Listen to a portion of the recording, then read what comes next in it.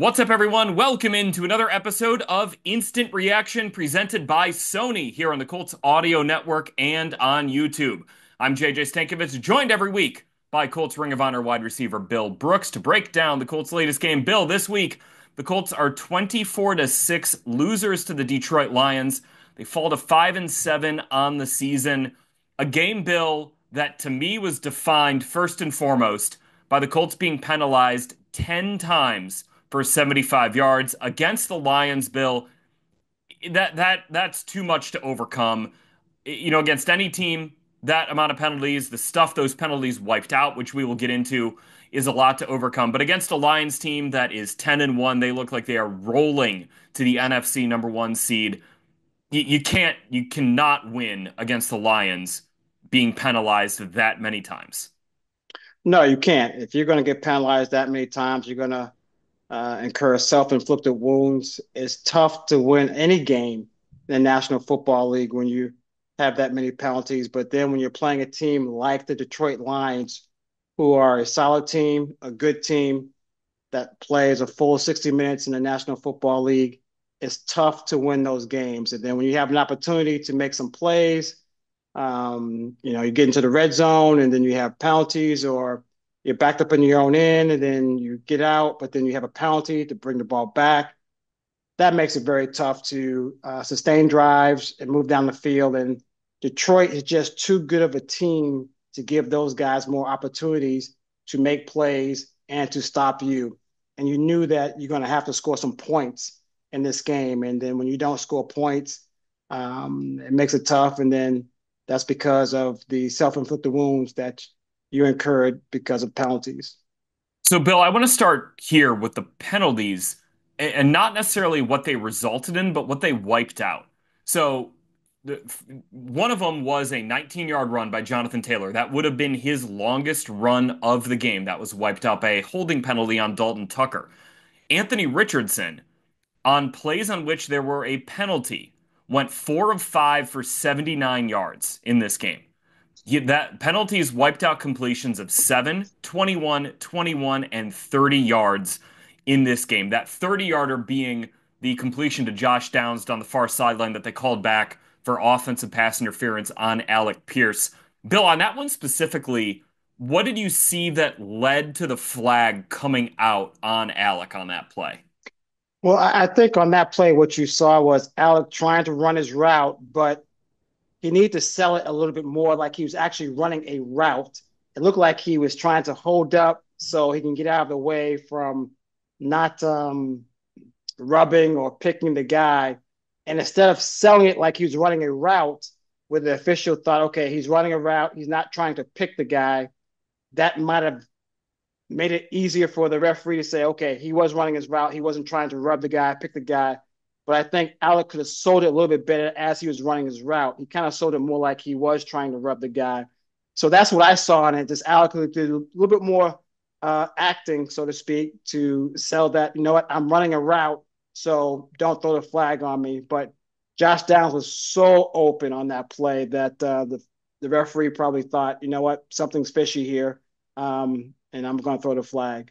Do you think, and I don't know, I kind of had this thought in the moment, Bill, that after Josh Downs had that touchdown against Houston, where he got wide open, they ran the scissors concept, and Alec ran into the corner, and that was not a pick play. That was just they ran into each other. That Right. other coaches have maybe gone to the refs and said, "Hey, keep an eye out for this." And for that, in that situation where it that's not like your traditional pick play, right? It's just No. it's two routes that are kind of crossing, and Pierce happened to run into number 21 there. That maybe officials are a little quicker to throw those flags against the Colts. I don't know. That's sort of maybe like a little bit tinfoil hat theory, but in that moment, when I rewatched it, I was like, I don't think this is like your traditional pick play where it gets called because the wide receiver puts his hands on the corner and blocks him out of the play. But I do wonder if officials are maybe a little quicker to call that against the Colts now. Well, I'm sure that other coaches on other teams have seen these plays and seen the coach run those plays. And they probably make aware to the officials that, hey, look, watch out for this. Watch out for them using this rub route on this type of play. So I'm sure the referees are aware of it, and other coaches are aware of it as well because they've watched the film and they've seen it. But I just think when you run those plays, you have to really sell it like you're running a route and not look like you're trying to, possibly get an advantage by bumping into somebody. Sell like you're running a route, run hard, and you try to jump out of the way. All you need is a second or 2 seconds for Josh Downs in this case or another receiver just to get open to make them that open. So maybe Alec could have done a better job of selling the route. That one in that moment there, Bill, where Detroit's up 14-6, and you're kind of midway-ish through the third quarter, 9 minutes to go, but it had just come on a drive that it was like 50 seconds of game time previously. Another play that was negated. That was the 7 yarder to Josh Downs, negated by, I think that was the hands of the face on Quentin Nelson. Mm-hmm. Uh, you were able to overcome that with a completion to Michael Pittman Jr., and then you get this other one. And Bill, like as a player, when you get these chunk plays and then you turn around and you see laundry on the field, how deflating is that?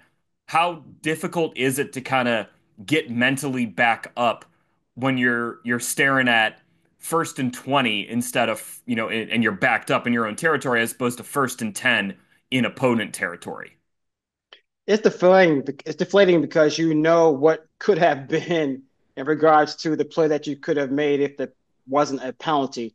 So it is deflating at the moment, but you really have to forget about it and move on to the next play to try to hopefully make a play to make up that distance that you have to make up and hopefully continue to drive and get a first down. So at first it's deflating, but you really have to just forget about it and move forward and get ready for the next play because you're going to have a next play. You got to try to make up that yard somehow and move the ball down the field. But it is difficult at first. So the Colts in this game, Bill, they had 10 plays on which they were 15 or more yards shy of the sticks. So, I mean, think about that. 10 plays of 1st and 20, 2nd and 18, 3rd and 15, 3rd and 19, 3rd and 21. These are low percentage plays that are really difficult, especially against a team as good as the Lions. When you're backed up in those situations, it's really hard just to even move the chains and get another fresh set of downs. All on those plays I mentioned with Richardson, the four completions he had on those drives, those are on three drives, they all ended in a punt on those four completions that were called back for a penalty. So you're only going to get so many bites of the apple against this Lions team, and when they don't count, it's really, really difficult to overcome that against a team as good as the Detroit Lions. Yeah, it is. It's very difficult to overcome that. And they knew that going into the game in regards to the Colts, knowing that, you know what, you're going to have to play a full 60 minutes and you're going to have to try to move the ball downfield. You can't beat yourselves by having penalties. It's tough enough to play the Lions. They play hard, as I mentioned earlier, for full 60 minutes. And to go against this team, you have to make sure that you're on top of your game and not make mistakes. And hopefully, when you get in the red zone, you score some touchdowns. But when you have these, your 1st and 15, your 2nd and 18, and 3rd and 15, it makes it tough to convert those into first downs. And, when the Colts were, 3 of 12 on third down, that makes it very difficult to sustain drives. And, part of that, we've talked about this before, weeks before this game, about time of possession. I mean, you can't get first downs on third down. You give them the ball back to the opponent, and your time of possession is going to go down, which puts more pressure on the defense and gives you less opportunity to score points because one of the things you want to do is give the Detroit Lions minimal opportunities to try to score points. And when they have more opportunities, eventually they're going to score some points. Yeah, I mean, the Colts to start this game off, Bill, did have those opportunities to go down and score on two of their first three possessions. They got into the Lions' red zone, and he just had a couple execution things pop up on those two drives that I think Bill could have set a tone that, hey, we're here, we can match your physicality, we've come to play in this game. We know you're going to score some points, but we can score too. And that first one, so the Colts win the opening coin toss and they elect to receive. and they go right on downfield. Anthony Richardson, I mean, you talk about matching the Lions' physicality. Anthony Richardson was blown it out of the water on that first drive, but the way he was running the football, Shane Steichen kind of got in his bag a little bit with some of the play calls there. He got a little pop pass to Josh Downs that got some good yards. Colts get down to a 2nd and 2 at the 4-yard line. And this is where things go haywire. They hand it off to Jonathan Taylor. He does not gain anything. Then on 3rd and 2, you run an RPO that kind of gets blown up. Anthony Richardson tries to buy some time and throw the ball away, but because it's an RPO, Bill, Quentin Nelson's already downfield, so he gets flagged for an eligible man downfield. That leads to a 3rd and 7 that Anthony Richardson just has to throw out of the end zone Yeah. toward Edie Mitchell. And that right there, okay, you have to settle for 3 points when you had the ball on the 4-yard line. That felt like a win for the Lions to start this game, even though they wound up giving up points right there. By far. I thought it was a win for the Lions. And you get down to the 4-yard line and you had a nice drive moving the ball down the field. And for the most part, Detroit could not stop you from moving the ball down the field. And then you get down there in the red zone, you're about to score, then you have a penalty, and then move yourself back, and that basically stops you. You stop yourself with that penalty. So it was unfortunate for the Colts to get that penalty, and then you know what? Then they get a field goal. Well, I'm sure the Lions looked at it as, hey, look, this was a win for us as far as the Lions is concerned, and that you know what? Now we know that our offense can score some points because they have scored points in the past, meaning the Detroit Lions, and that would be fine for them to score just 3 points, meaning the Colts. And then after that, you know what? The Lions played well and held them to another field goal again. So give the Lions defense credit. They played well. They're not a good passing defense, but they're a good overall defense, a decent defense. You know, they keep teams to only 17 points per game, and they kept the Colts to 6 points. And you know what? They are a good defense. The Lions are just a good football team, Yeah. and they showed it today. They played well. They didn't do anything to beat themselves, and they seemed like they were pretty much after the first quarter, maybe the first quarter and a couple, maybe a drive in the second quarter. They felt like they looked very comfortable, like they had things under control. So give them credit. They're a good team, and you know right now they're playing the best football in the National Football League. That second drive, Bill, that you mentioned that ended in the other field goal, that was a Anthony Richardson threw a really good pass that Drew Ogletree didn't catch. And the throw was on time, it was accurate. If Ogletree catches it, he probably gets hit by Brian Branch as he's going into the end zone. But that I mean that was a touchdown right there. And At at Bill, Anthony at worst, Richardson, when he was at asked worst, about it after the game, Bill, I thought he showed a lot of leadership in the way that he answered it, which was like, I'm not going to throw a good ball every time. We got to be able to come back from that. Um, yeah, he didn't catch it, but he kind of threw it back on himself and said, we got to be able to overcome that. I got to be able to throw better balls in other situations. I thought it was a really good answer from Anthony. I'm going to write about it a little bit on Colts.com on Monday for 5 Colts things. Just good leadership by Richardson there in a moment that you know that's a pass that if that's completed, you take advantage of that opportunity. It's right after the Lions went down and they took the lead 7-3. You could have taken the lead back and maybe got a little momentum on your side. Instead, you have to settle for a field goal. You're still losing the game and you never wind up getting the lead back. yeah, I thought that was good by Anthony, what he said. I heard that as well. And, you know, to kind of taking responsibility upon himself, saying, you know what, sometimes I have to throw better balls. Everyone's not going to catch every pass, and I'm not going to throw a perfect pass every time. There's going to be mistakes. But you know what? We go back, we learn from it, and we move on. So I liked what he said there. And, you know, like you said, if Ogletree catches the ball, at worst, it's a first down. He gets hit and tackled maybe at the 1 yard line. It's a first down. But if he catches it, more than likely he's going to probably fall into the end zone. But you know those things happen in the National Football League. But you need to take advantage of those opportunities when you get down there because you're not going to have a lot of opportunities against a team like the Detroit Lions.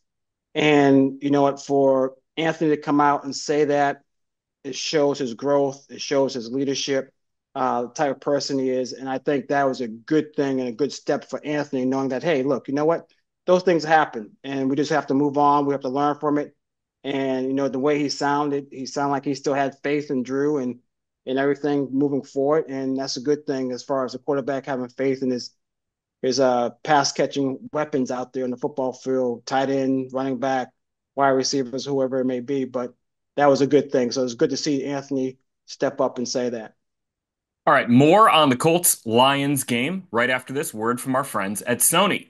This NFL season, feel every play, every hit, every moment with the Sony 1000 XM5 noise canceling headphones, the official headphones of the Indianapolis Colts.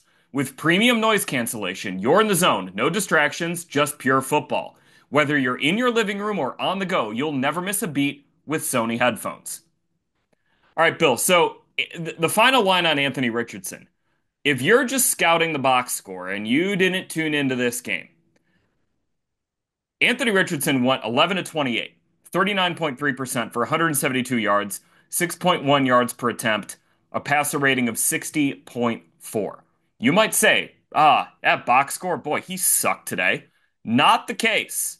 Not the case, Bill. I think a lot of people are going to tell on themselves if you see some takes in the next couple of days that Anthony Richardson, he did, there he goes again. The penalties, as I said, negated four completions on five attempts for 79 yards. You had the drop by Ogletree in the end zone that could have been a touchdown. You had a number of plays that he just had to throw the ball away because he was under pressure. I came out of this game, and by the way, Bill, the important part, if you're just scouting on the box score on Richardson, he was 10 of 61 on the ground. I thought this was a good game for Anthony Richardson. It's kind of weird to say, where, again, you're looking at that box score and you're like, oh boy. But I thought he played with confidence. He played with poise. The ball got to where it needed to go. I want to go back and look at the film on a couple of plays where he maybe got pressured and wasn't able to get the ball out quick. I don't know if there was anything there, but I thought the physicality he played with, Bill, was really impressive again against this Lions team that is going to bring it to you physically. And I came out of this game feeling encouraged about where this Colts offense still can go in 2024 with Anthony Richardson as its quarterback. Yeah, looking at this game, I like some of the decisions that Anthony had made, and you look at some of the things that happened to him. One time he was getting about to get tackled and pulled down, and possibly a safety, but he gets the ball out. It was an incomplete pass, and so to me, that's a good decision. And that was Anthony with his physical ability, being able to hold off a defensive lineman that weighs more than him, and him be able to still get the ball off. And some of the decisions he made, I thought were good decisions. Some of the throws he made out of the end zone, I thought was some good decisions instead of taking a sack or possibly throwing a pick. I think he made some good decisions. So if you're looking at the box score and you say, "Oh boy, he didn't play well at all," he did play. He did play better than what the numbers showed on the box score. Now, did he play as well as he played against the Jets? No, he didn't play as well as he played against the Jets. But I looked at this game and said, okay, Anthony didn't play that bad. His box scores don't tell the whole story. You have to watch the game to see the whole story of how Anthony played. So I think it was promising what we saw out there. Of course, would we love to have been better? Of course. But I think what we saw and the pressure that he got and the times he got the ball away and the things he did out there in the football field, how hard he ran with a second effort a couple of times there, getting some extra yards. I think it was a positive the things that he did out there in the football field. Yeah, Anthony Richardson in this game, Bill, he was pressured on 14 of his 28 official dropbacks. That's it's hard for any quarterback. Now, I mean, look, Yeah. Anthony Richardson on those dropbacks, Bill, he went 1 of 13. So that is an area where, you can make all these, points of, hey, he was under pressure a lot and there weren't a lot of opportunities. He did a good job to shake guys off and throw the ball away, but it still is 1 of 13. And there still were probably a couple more completions out there, but even then, I mean, when he wasn't under pressure, Bill, he went 10 of 15 for 163 yards. Like, he had a really good game when he was able to not have heat in his face. So that's really encouraging. The Colts got to Yes. be able to protect him better, and they also got to be able to run the ball better. I mean, Yeah. Jonathan Taylor in this game, Bill, he had one carry that went for 14 yards on a 3rd and 20. outside of that, he had 10 carries for 21 yards, 2.1 yards per carry. That that just it's not sustainable for this No. team. This team is built on we're going to run the ball, whether it's with Jonathan Taylor or Anthony Richardson, but we need when we give the ball to Jonathan Taylor, that's got to be better. And I did like what Anthony said after the game when he was asked about that too. He said, "Look, there are probably some decisions where I I could have kept it, on the zone read stuff where, maybe that hurt Jonathan Taylor's yards per average, but just too many instances where, you hand it off on 1st and 10 and you're looking at 2nd and 8, or you get down to the goal line situation there on 2nd and 4 and you don't get anything with a handoff to Jonathan Taylor. The Colts do need to figure that part out of their offense if they are going to go on a late season run here and try to make a push for the playoffs.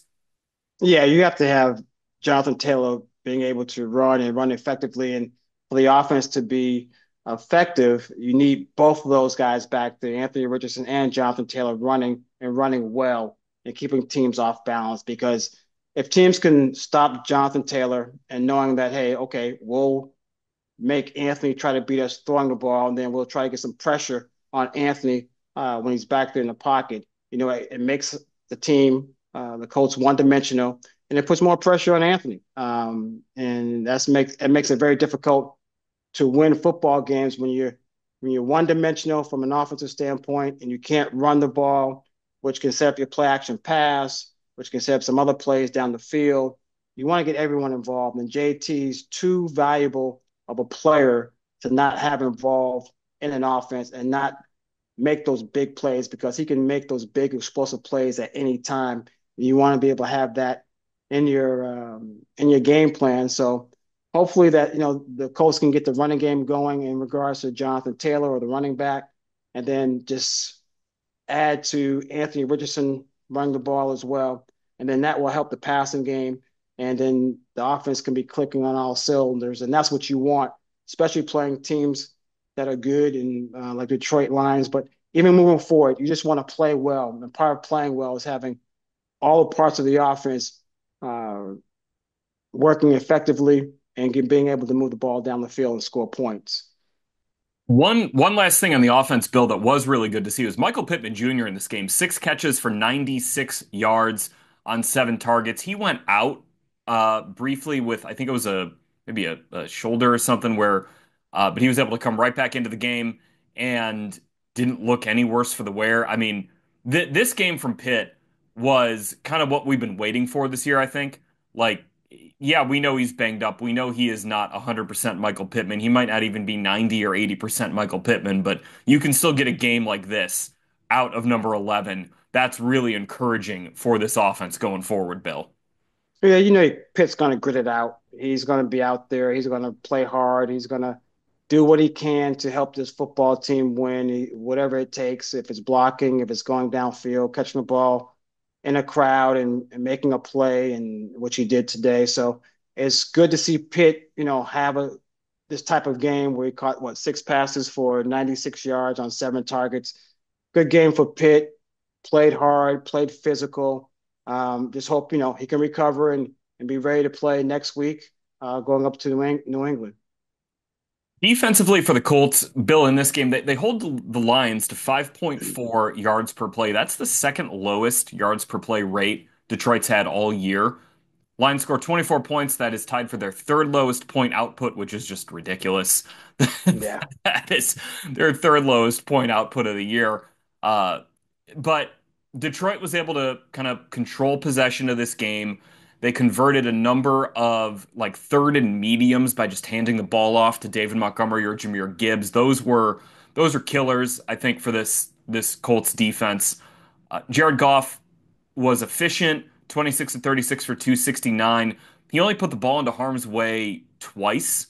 One time he almost got picked off by Sam Womack the third toward the end of the first half, and then Laiatu Latu had a strip sack of him that the Lions were able to recover. That was a big moment in the game where, if the Colts can take over possession there, maybe they're able to go down and flip the momentum in the game. But just kind of felt like a game where Detroit was able to keep the Colts at arm's length, even if they were not the, ruthlessly efficient and ruthlessly explosive unit that we've seen at times this year. Yeah, I mean, they're a team that has averaged 33 points a game from an offensive standpoint. And then, Colts held them to 24 points. So when you do that, you figure that, hey, going into this game, you can hold the Detroit Lions to 24 points. You feel pretty good about yourself in regards to the Colts coming out winning this football game. But you know what? The Lions did just enough to say, hey, look, you know what? We have this game under control. We know what we're doing. We probably have two of the best running backs in the National Football League as far as a dual tandem in the National Football League. And when they needed to run the ball, they ran the ball. And when they needed to get a big first down, they had Amon-Ra St. Brown, and then they have Laporta. So they got the ball to them. They got the ball to Gibbs outside. So they did a nice job of spreading the ball around and kind of getting the ball into the outside and letting those guys run and Hmm. giving them some space to run by getting the ball to them outside. So give the Lions credit. They had a game plan and they executed their game plan. And you know what? The Colts defense, they did okay. Let's just say that they did Yeah. okay. Holding to 24 points, I thought was good, but unfortunately the Lions just they knew what they had to do and they did it, and they ran the ball pretty well today. Give them credit. All right, so I want to end this podcast with just a bit of a reality check of where the Colts are in the AFC. So they're currently sitting ninth at 5-7 behind the Miami Dolphins, who are at 5-6, and then the number 7 seed Denver Broncos. They're 7-5. The Baltimore Ravens are at 7-4. I think Baltimore's a pretty good team. I'm probably not looking at the Colts catching Baltimore down the stretch, but I could be wrong about that. We'll see. So the Colts, the most important things here for the Colts are they are 4-4 in the AFC. So today's loss, it stunk, but it's an NFC loss.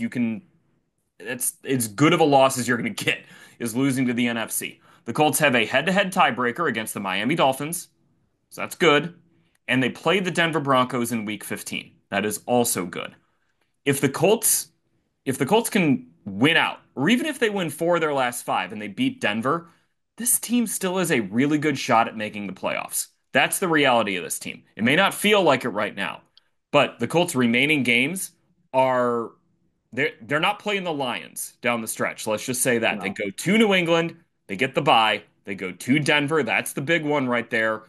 Home against Tennessee, at the New York Giants, who lost 30-7 today, and then home against the Jacksonville Jaguars. So, look, anything can happen. I mean, the Titans just went to Houston and they won that game. Yes. The AFC South is not settled yet, even though the Colts are effectively 3 games behind Houston with 5 to play. But look, Colts go to New England and they win that game and they go into the bye at 6-7 with a crack at Denver. I, don't count this team out. That you're seeing enough encouraging things from Anthony Richardson that I'm not going to count out the Colts just yet. They got to clean some stuff up. You cannot have these penalties. You got to be able to get Jonathan Taylor going. But this team is not buried yet. They are not done yet, Bill. And I'm still going to sit here on November 24th and say this team could make a run between Thanksgiving and Christmas that could set them up to play some really important games in week 17 and week 18. Yeah, the season's definitely not over with yet. I mean, there's still a lot of football to play, and the Colts can go out there and just focus on what they need to do. Focus on the things they need to clean up. Focus on the things they need to go out there and execute as far as a game plan. And don't look at the picture as far as making the playoffs. Look at it as we need to play better. And if we play better and we go out there and execute and we win these games, what you want to do, but you also want to win the games by playing well in all three phases. If you can do that, then at the end of the season, you look at the standings and say, okay, hey, look, you know what? We made it to the playoffs. But you not only made it to the playoffs, but you're playing good football going into the playoffs. And that's what you really want. You want to be playing good football going into the playoffs. So the coach just focus on what they need to focus on and just not worry about trying to win all these games. Don't get me wrong. You want to win the games. That is the most important thing.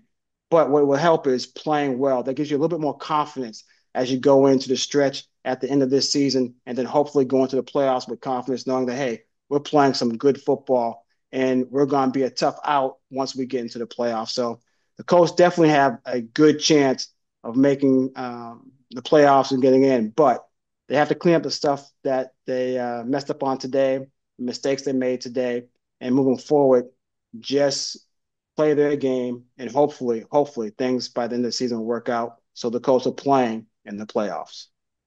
All right, well, that is going to end this episode of Instant Reaction presented by Sony, but not before a quick word from our friends at Sony. Bill, you know I travel a lot during the season, and I really could not live without these Sony 1000 XM5 noise-canceling headphones. Whether I'm listening to music on the plane or just trying to listen back to interviews I conduct in the post-game locker room, the premium noise cancellation these headphones provide keeps me in the zone, whether I'm relaxing or working. And when I'm at home, Bill, these are great for just keeping me locked into our podcast or for hanging around the house. Take it from me, these are my favorite headphones I've ever owned. The Sony 1000 XM5 headphones are the official headphones of the Indianapolis Colts. All right, Bill, we will be back next week after the Colts face the New England Patriots in Foxborough. We'll have an episode for you Sunday night after that game when I get back from New England. We'll see if we're talking about a Colts win to go into the bye week with a little bit of momentum. For Bill Brooks, I'm JJ Stankevitz. Thank you so much for listening to this episode of Instant Reaction presented by Sony. Talk to you next week again after the Colts play the New England Patriots. So long.